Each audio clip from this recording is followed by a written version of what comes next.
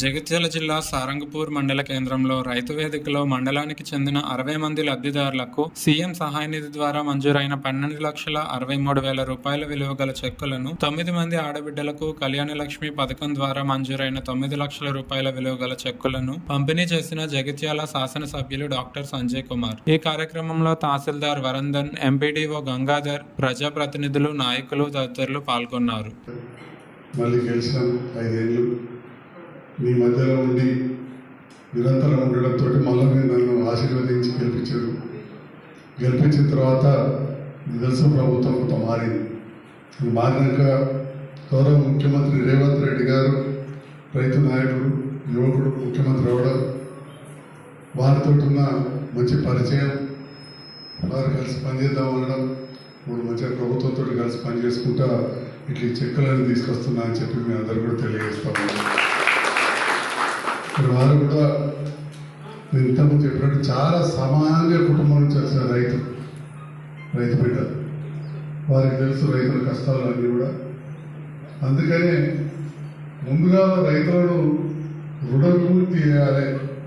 రైతు మంచిగుంటేనే కూలీలు మంచిగుంటారు, రైతు మంచిగుంటేనే వ్యవసాయం కొనుక్కోవడం కూడా మంచిగుంటాడని చెప్పి భారతదేశంలో ఎక్కడ చరిత్రలో 18,000 కోట్లు ఒక్కసారి కాలేదు.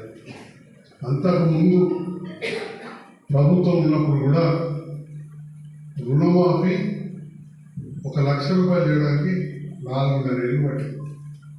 మళ్ళీ రెండోసారి 5 ఏళ్లకు కొద్దిమందికి ఈసారి 2 లక్షల పైన ఉన్న వాళ్ళకు కొన్ని రేషన్ కార్డుల పేరు లేని వాళ్ళకి తప్పితే మిగతా వాళ్ళందరూ కూడా 18,000 కోట్ల రూపాయలు.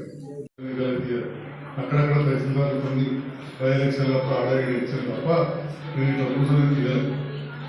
రేపటి నాడు ఇలా పేపర్లో చూస్తుంటారు. రేషన్ కార్డు కాదు, ఇక దాని మీద పెన్షన్ ఉంటుంది, మన రక్త నమూనా ఉంటుంది, కుటుంబ కార్డు, అది కూడా డిజిటల్. ఇవాళ మీ బిడ్డల రకాలని పీడికలు పోయి అత్తగారికి నువ్వు పోయి మార్చే పని లేదు, ఆటోమేటిక్గా ఇక్కడ అక్కడే మీ పేరు పోయి అత్తగారి ఇక్కడ ఎక్కిస్తారు. మీ ఇంటికి కోడలు వచ్చిందనుకోండి, మీ కోడల పేరు ఇలా వస్తుంది. ఆ రకంగా ఫ్యామిలీ కార్డ్స్ ఇస్తాం.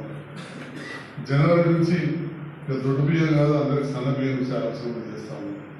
అందుకని చెప్పే సన్న బియ్యం అంటే వారికి 500 రూపాయల బోనస్ ఇస్తా అని చెప్పి అంటే ఈ రకంగా ఒక్కొక్క ప్రభుత్వానికి ఒక్కొక్క ప్రాధాన్యత ఉంటుంది. దాంట్లో రేవంత్ రెడ్డి గారు ఈ కార్యక్రమాన్ని తీసుకుంటా ఉన్నారు. ఈ సందర్భంలో ప్రభుత్వంతో కలిసి పనిచేస్తా ఉన్నాం. విమర్శలు వస్తుంటాయి. రాజకీయం అంటేనే మనిషికో మాట అనేది ఉంటుంది. ఇంట్లోనే ఒక్కొక్క అవసరం ఒక్కొక్కటి ఉంటారు.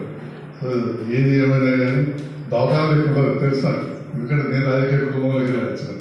అక్కడ 100% మంది సంతోషపడతారు, 90% మంది రోగం మంచి కాకపోతే ఇంకో దవాఖాన పోతారు. నా సొంతలకైతే అందుకే గత నడుతుంది దవాఖాన. ఇవాళ కూడా ఆపరేషన్ లేదు, 4 పైసలు ఇస్తారు, కట్టలు కాదు.